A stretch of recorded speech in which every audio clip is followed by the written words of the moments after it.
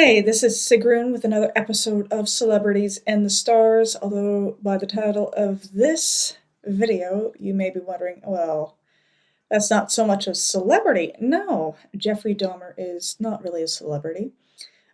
He was a serial killer, so we are going to be examining his natal chart and what made him tick as far as astrology goes. So, we're going to dive right into it. Jeffrey Dahmer was born on May 21st of 1960, making him a Gemini sun. And he was born in Milwaukee, Wisconsin, and he became one of the most infamous serial killers in American history. Between 1978 and 1991, he murdered 17 young men and boys, primarily in Wisconsin, carrying out these crimes that included murder, dismemberment, and acts of necrophilia. His arrest in July of 1991 came after one of his intended victims escaped and led police to Dahmer's apartment, where investigators discovered evidence that revealed the full extent of his horrific crimes. The case shocked the entire world and the entire nation and sparked widespread discussions about law enforcement failures, mental health illnesses, and warning signs that had been ignored because he had been arrested prior. And after this arrest, he gave detectives a full confession and said that he wished to confess all as he had created this horror, and it only makes sense. I do everything to put an end to it. Dahmer was then sentenced to life imprisonment for 10 years upon the first 2 counts of convicted murder. The remaining 13 counts carried a mandatory sentence of life imprisonment plus 70 years. So basically for his entire life, but then he was murdered by a fellow inmate, Christopher Scarver, on November 28th of 1994 while doing work in the prison. Now, we will be examining his natal chart to explore themes and patterns and the energies that were at the time of his birth. Now, Sun in Gemini, so he's born on May 21st, and rising in Libra, so he appeared charming, and his chart was ruled by Venus, and we'll talk about that in just a moment. His Mercury was in Gemini, in the 8th house as well, and this 8th house, I'm going to be talking about this quite a bit. His Venus was in Taurus, also in his 8th house. Which made him persistent, and we have his chart ruler as Venus in his 8th house, where we have Venus also ruling the planet of Taurus as well. So this made him very intense in his passions.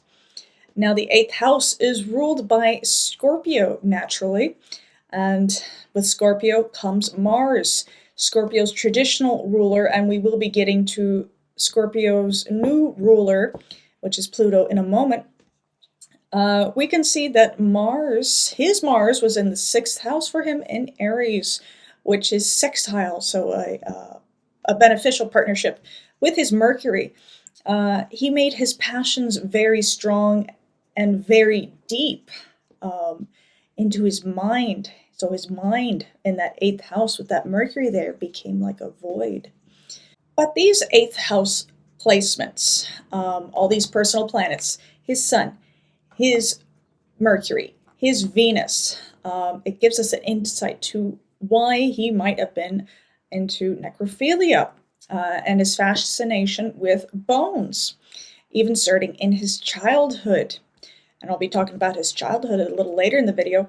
Because the 8th house, it shows us death, sexuality, control, manipulation, and the occult. He planned on building an altar where he would place the skulls and full skeletons of his victims upon, and he could sit in front of it and feel at home. Now, since his Mercury is how he thinks, And the 8th house has to do with this as well. His obsessions in this 8th house placement can be explained further here, as we can see, because Gemini Mercury in the 8th house, it's very intense thinkers, and they think about death and manipulation quite a bit. Remember, Dahmer said he had been completely swept along with his compulsion to kill, adding, and he said, it was an incessant and never-ending desire to be with someone at whatever cost. Someone good-looking, some really nice-looking. It just filled my thoughts all day long. And we'll be talking about his moon, which has to do with that as well. His moon in Aries in the 7th house. But let's talk more about his Venus in the 8th house, because that's very important too. I touched upon it briefly. Venus in the 8th house in Taurus.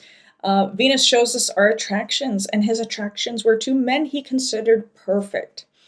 Now, Sun in Gemini in the 8th house, with that Mercury there that I've been going on about, he was an overthinker, and with the Sun comes the ego, and he liked control. And with that 8th house placement, it really compounded this. He stated, I trained myself to view people as objects of pleasure instead of as people.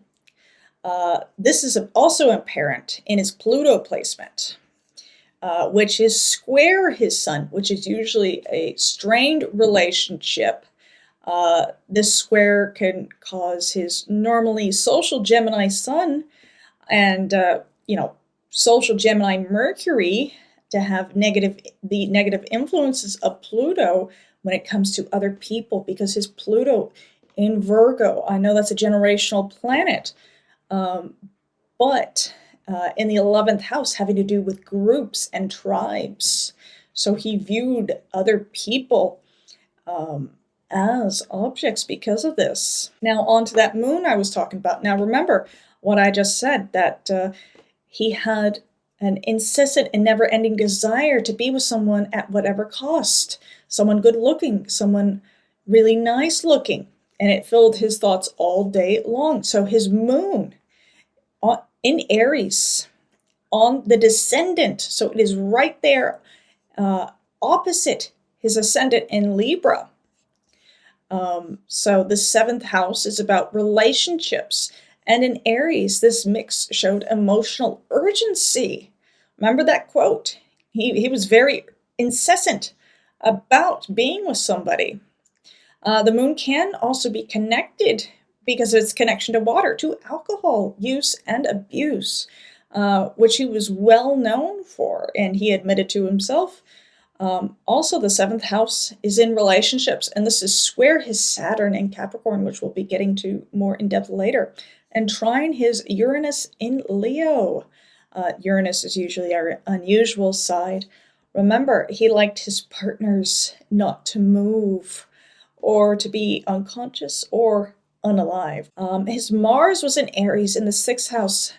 He did struggle with alcoholism and work, because the 6th house has to do with our work and also our health. Now his Jupiter was in Capricorn in the 3rd house, and Jupiter was in conjunct, not conjunct, but in conjunct, which is more of a harsh relationship with the planet. With his Mercury, which explains a lot, where he could be seen as a mild-mannered but subdued for a Gemini Mercury. So this hindered him. Now his Saturn was in Capricorn in the 3rd house, showing he was limited in his communication, despite his Libra rising, which made him appear, quite friendly, and his Gemini Mercury, which should have been a benefit, but he nurtured it in a negative way. This was square his Mars and his Moon, so he was limited by his anger and his emotions. His Neptune was in Scorpio in his 1st house, the I Am house. Now, I know Libra was also in his 1st house, but then he has Scorpio there as well. Now, this was in conjunct with his Mars and his Mercury, which created a difficult relationship with those planets and their energies. Now, Neptune is about illusions and addictions, as his Neptune was in Scorpio for him, which Scorpio is also attached to that 8th house of his that is very busy. And Scorpio's traditional ruler is Mars. This connection created habits in Dahmer in relation to alcoholism and death. His Uranus was in Leo in the 10th house. This highlighted his independent nature, and we'll be talking a little bit about that 10th house a little later on. Now, his Pluto was in Virgo in the 11th house.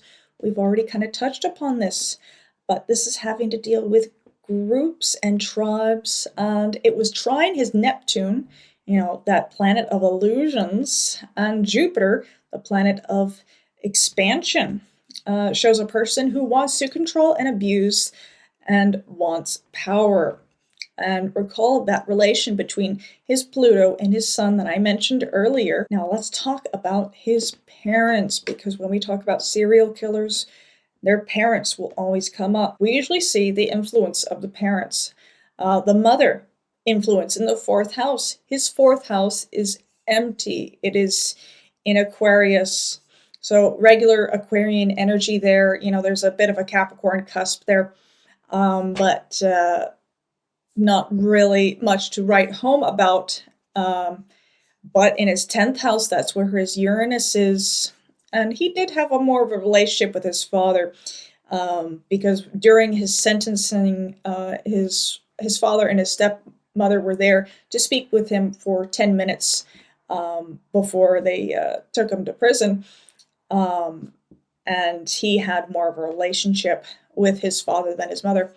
But, from stories, there's a quote, "Neither parent devoted much time to their son," who later recollected that from an early age, he felt unsure of the solidarity of the family, recalling extreme tensions and numerous arguments between his parents during his early years.